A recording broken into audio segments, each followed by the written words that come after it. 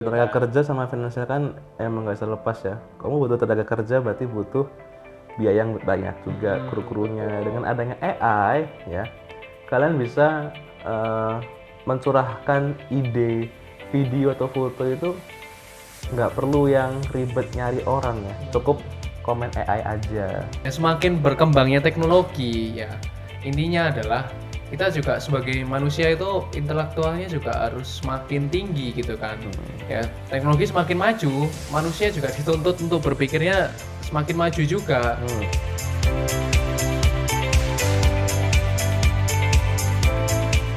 Halo Mesians, kembali lagi di sini bersama saya Joseph.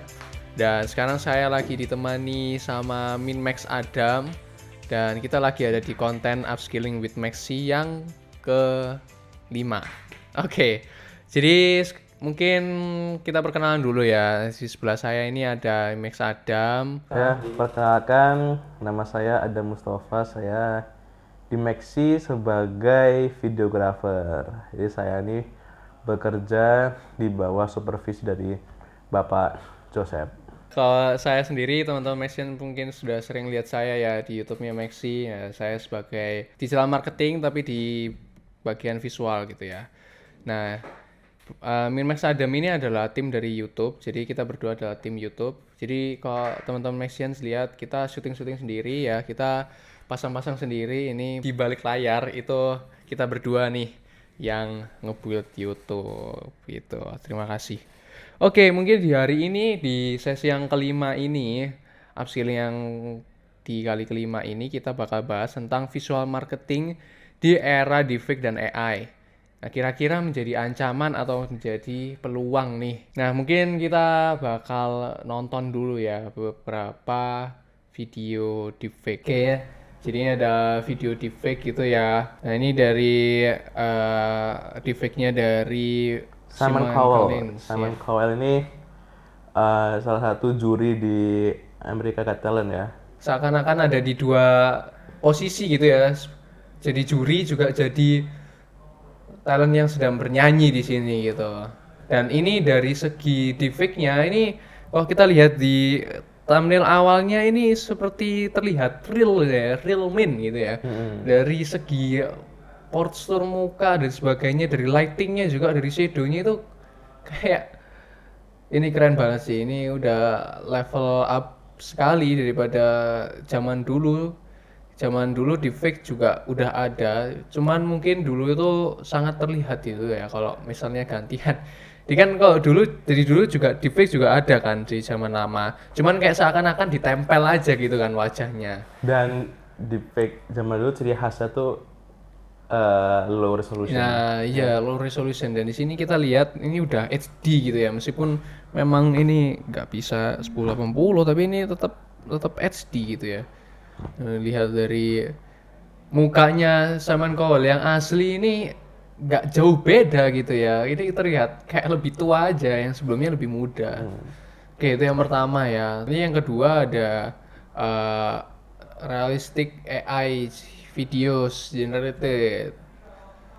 Nah, ini jadi ada footage drone di zaman cowboy gitu ya di California gitu ya. Nah, ini generated by AI, bukan kalau kita tahu ya kalau di film-film itu kan biasanya pakai green screen gitu ya, pakai Bikin green screen, terus bangun set, ya. yang memakan banyak biaya kayak gitu. Nah, ini udah pakai AI aja udah bisa gitu ya kalian nge-generate video seperti ini. Oke, ini buat yang AI. Nah, terus yang ketiga, nah ini ada live host TikTok gitu ya. Kalau kita lihat ini seperti manusia asli gitu ya kalau kita lihat. Nah, ini teknologinya masih adanya di negara tirai bambu sana ya, di negara Tiongkok sana. Jadi memang ada beberapa perusahaan yang develop AI sebagai live host TikToknya. Nah, itu kalau nggak salah katanya udah ada beberapa perusahaan yang ngemodalin AI ini dan itu harganya sekitar 17 juta buat per karakternya. Jadi ini kayak ada per karakter kan. Dengan karakter ini kayak seperti ini. Itu agak mengancam gitu ya buat teman-teman yang mungkin sekarang kerjaannya ada di live host atau streaming TikTok ya. Buat teman-teman di sini yang punya job desk itu hati-hati 1 atau 2 tahun lagi mungkin pekerjaan kalian udah terancam gitu bisa digantikan sama AI ini. Dan kalau misalnya tenaga manusia mungkin bisa live berapa jam ya? Biasanya kok kita tahu 6 jam mungkin 4 jam gitu ya. Ya mentok-mentok sesuai jam jam kerja lah, Nah, apa iya. aja gitu. Iya. Terus Nah, nanti gantian shift-shiftan gitu-gitu kan. Kalau kalian lihat di mungkin kalian punya Shopee, nah biasanya Shopee kan ada Shopee Live. Nah itu pasti rutin, misalnya orang A jam berapa sampai jam berapa gitu-gitu kan, ya, gitu. mm-mm. Nah, ini kalau misalnya AI yang apa udah di-generatein sama AI ini semuanya jalan pakai AI gini kan berarti bisa 24 jam non-stop gitu ya buat live-nya. Jadi nggak butuh lagi tenaga manusia. Nah, itu mungkin beberapa contoh gitu ya. eh dari video-video deepfake dan AI di zaman sekarang. Nah, sekarang kita bakal bahas pro dan kontranya nih. Kira-kira di zaman deepfake dan AI ini menurut para kita ya sebagai kreator gitu ya, sebagai tim kreatif juga, kira-kira pro-nya apa nih Mas Adam? Kalau perlunya kita awali dulu dengan ini ya, efisiensi atau juga nanti mengurangi tenaga kerja. Contoh tadi dari video yang AI yang suasana cowboy gitu ya. Itu kan kalau yang asli itu kan kita harus bangun set, terus habis itu mungkin kan kalau lihat kan tuh luas tuh ya. Bangun set mungkin 1-2 baris doang.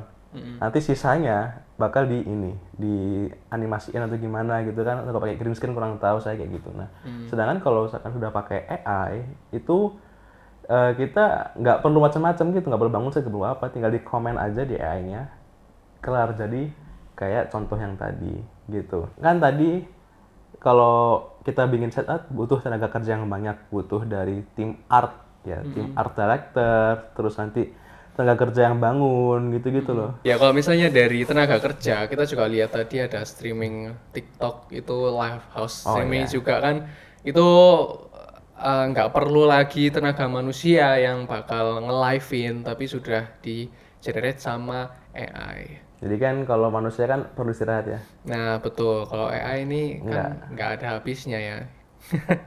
Oke, mungkin yang nextnya, ini aslinya pro-nya ini keseluruhannya adalah tentang efisiensi. Cuman efisiensinya banyak nih ada di bidang yang pertama tadi sudah dijelaskan Mas Adam tenaga kerja, yang kedua ini kita bakal selanjutnya ini adalah efisiensi waktu.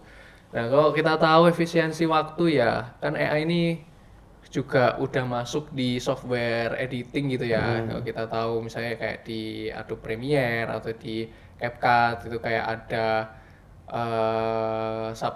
apa automatic subtitle ya kayak Ya, ya. gitulah. Terus begitu juga ada tanda kutip ada tools buat memper kayak tanda kutip bikin HD gambarmu. Jadi kalau misalnya kalian lagi salah ngerekam nih, nggak fokus sama satu objek yang harusnya kalian butuh difokusin, nah ini bisa dikoreksi sama AI-nya. Jadi seakan-akan itu HD dan itu fokusnya ke tempat yang kalian pengen gitu loh. Jadi Sama ya kalau yang di syutingan ya, di industri film, kalau kalian mau bikin iklan, mau ke outputnya film atau video yang proper gitu kan butuh storyboard ya buat disampaikan ke klien. Nah sekarang AI itu bisa nyediain ini generate storyboard gitu. Jadi yang biasanya storyboard itu kita gambar manual atau kita nyari aset sendiri di Canva ya. Di Canva biasanya kan ada macam-macam aset, kita susun-susun sesuai movement yang mau ditampilkan di video kan. Kalau sekarang pakai AI bisa. Sama ini, kalau yang noise reduction.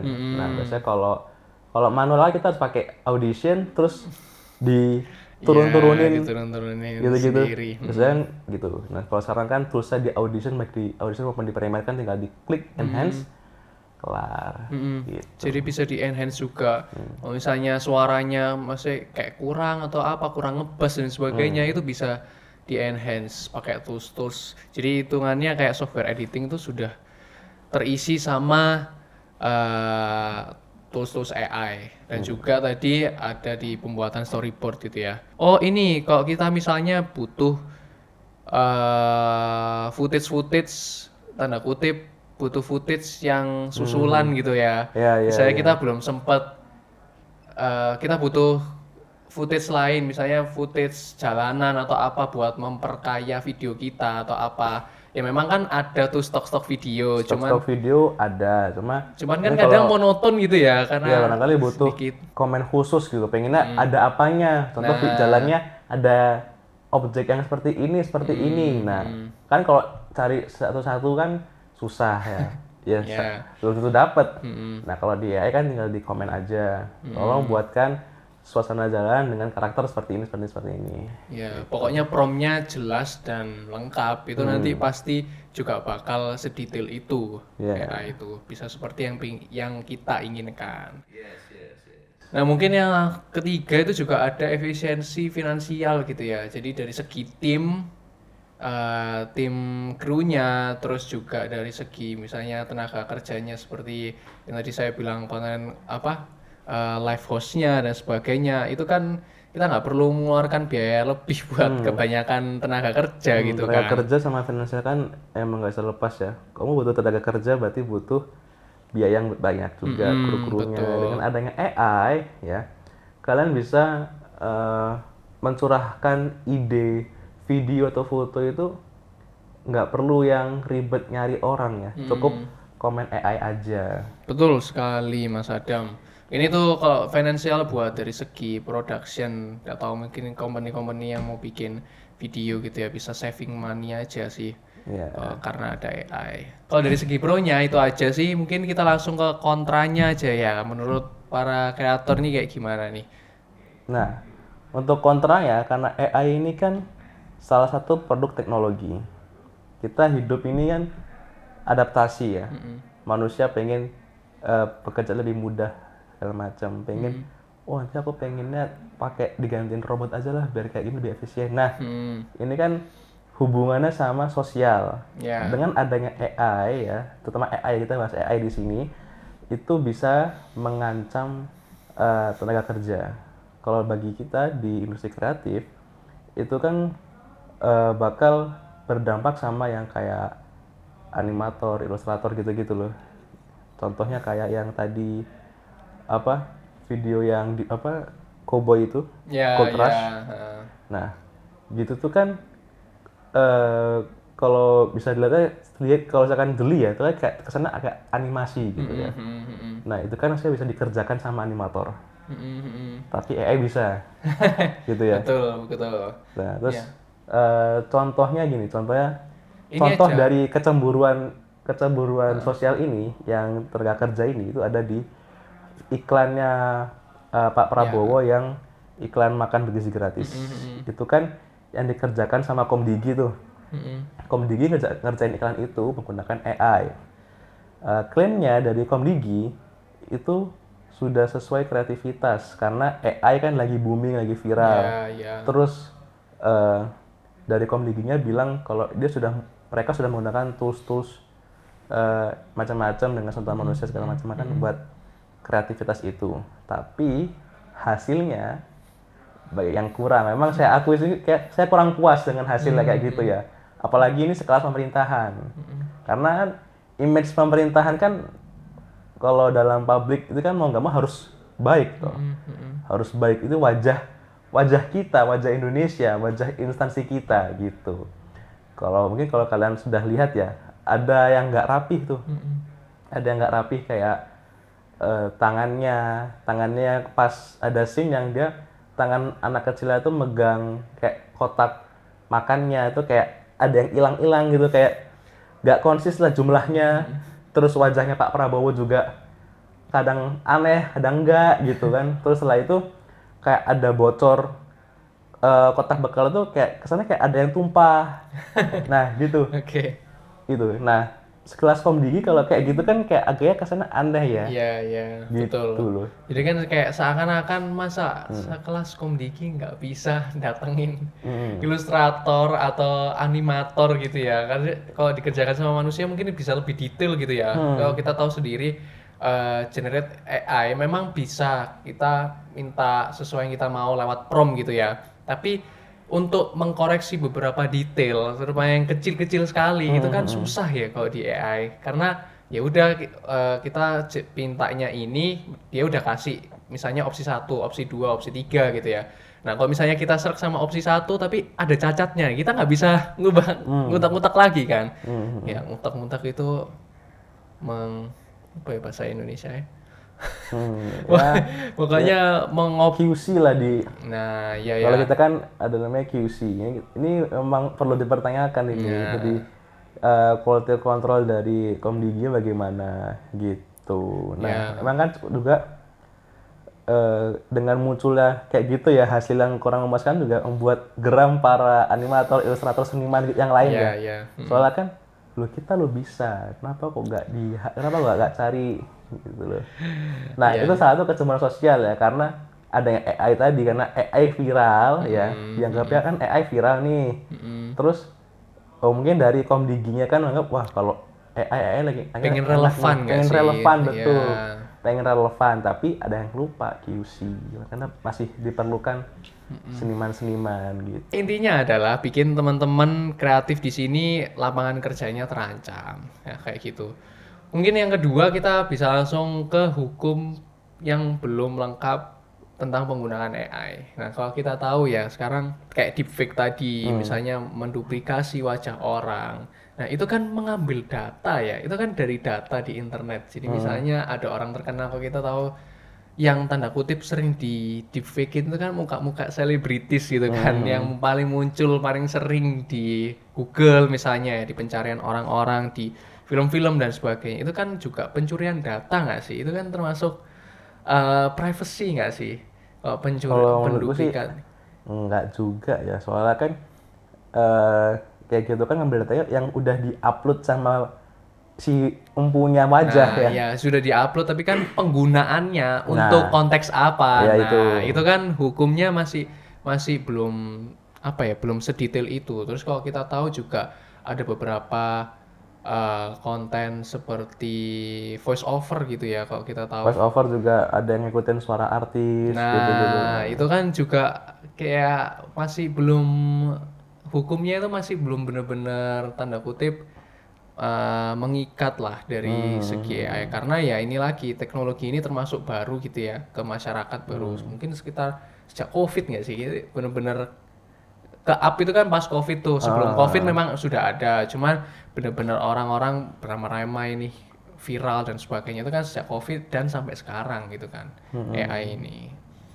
Nah, jadi kayak bisa digunakan apa saja. Ini nanti menjurusnya adalah ke ini tadi kontranya adalah bisa jadi berita hoax, bisa jadi tanda kutip sarana kejahatan lah Tanda ya. kejahatan soalnya kan sekarang ini orang-orang ini kan ini ya apa motifnya kan macam-macam kan menggunakan wajah orang lain ya buat di deepfake gitu ya, entah ada yang pengen lucu-lucuan ya atau bikin iklan kan iklan lucu-lucuan pakai muka orang lain bisa, contoh kayak Valentino Rossi pernah makan di sini nih. Nah, Oh iya iya kita sering nggak sih lihat ada beberapa sering itu restoran-restoran di Indonesia itu kan kayak seakan-akan bikin konten yang orang-orang terkenal itu pernah makan. pernah makan pernah datang ke mereka. Nah, gitu. Ya, Ya.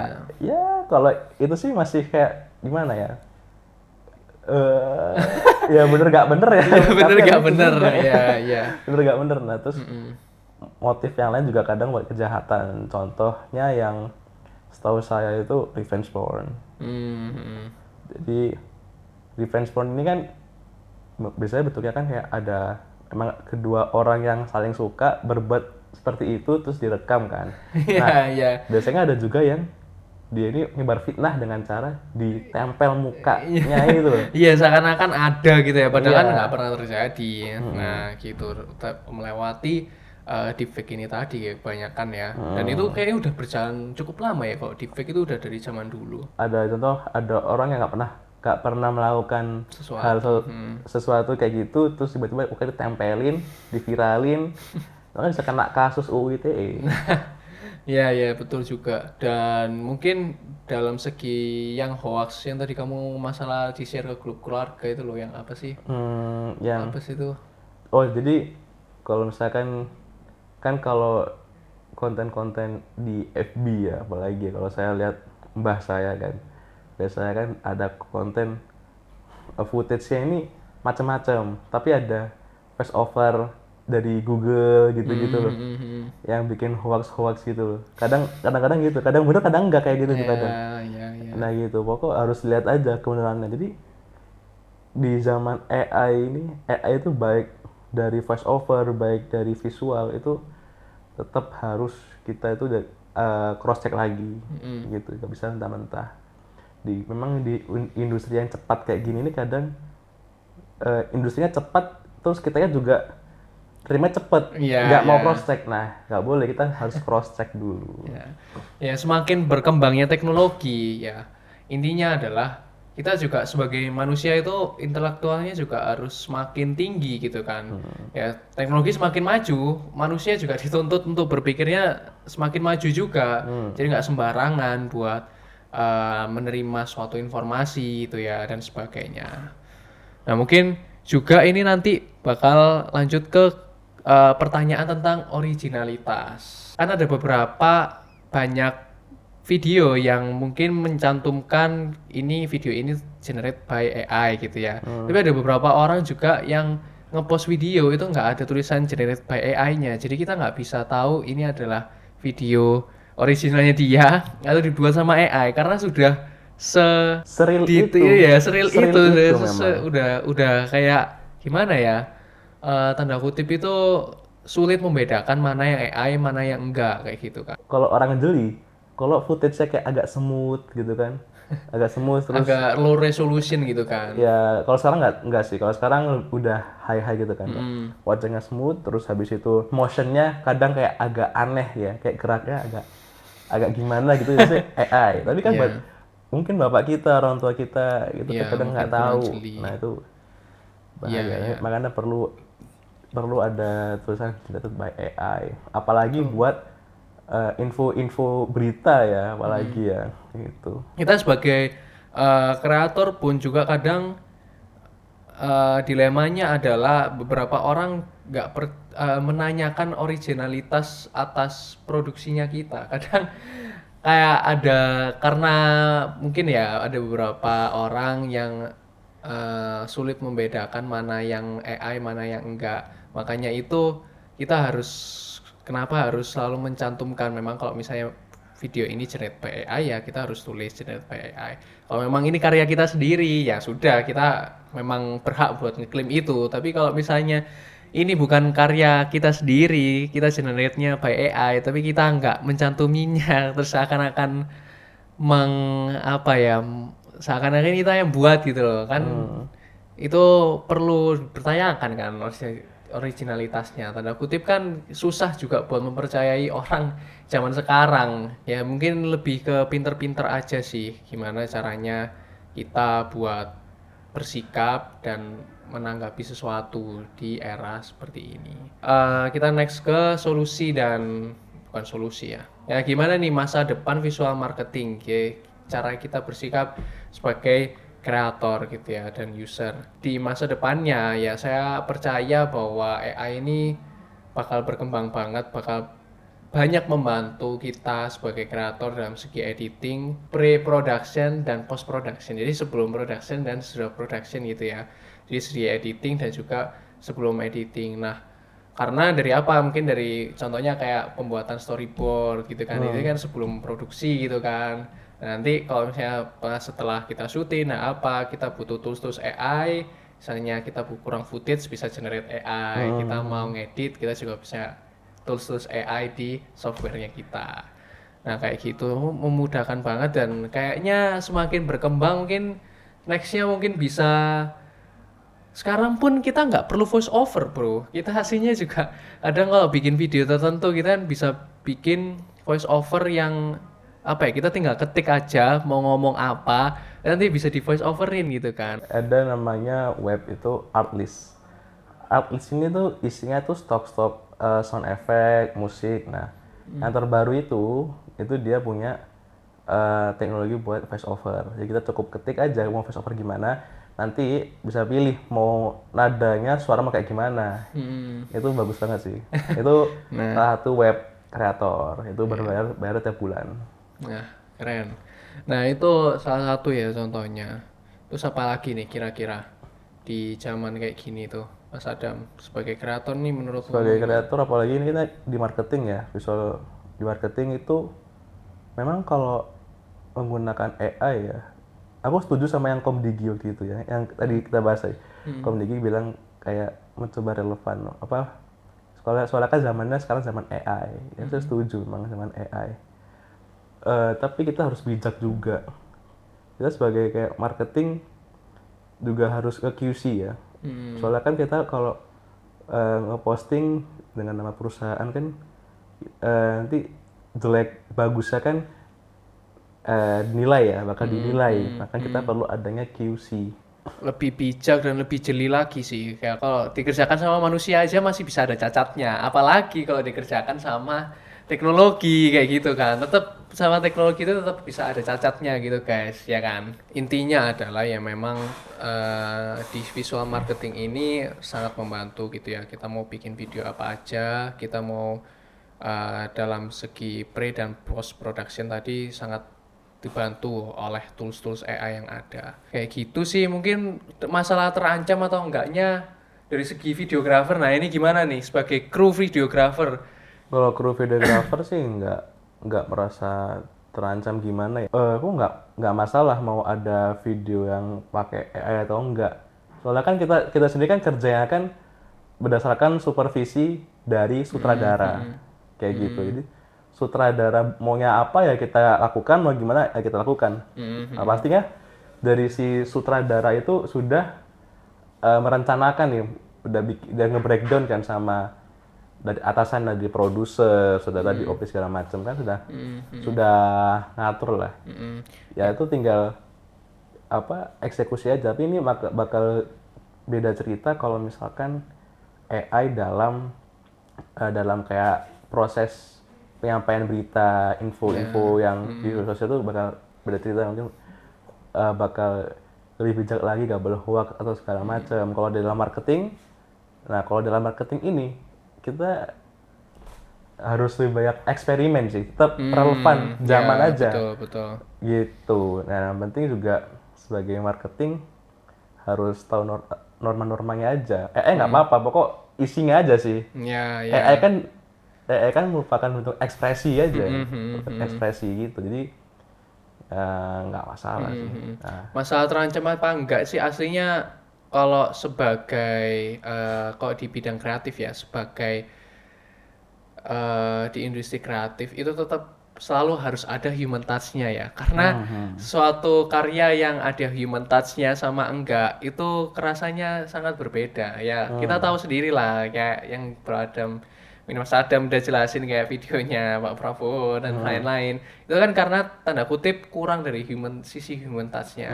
Nah, kreativitas itu tetap yang disukai sama masyarakat itu tetap harus ada human touch-nya gitu kan. Karena dari segi apa? Misalnya kalau memang tetap pakai AI dan sebagainya ya dari prompt-nya, dari QC-nya dan sebagainya. Nah, itu tetap butuh tenaga kerja manusia benerannya gitu kan. Tanda kutip ya di segi kreatif terancam mungkin tanda kutip adalah orang-orang yang terancam adalah orang-orang yang nggak bisa memaksimalkan tools-tools ini, yang nggak bisa keep up sama teknologi yang berkembang.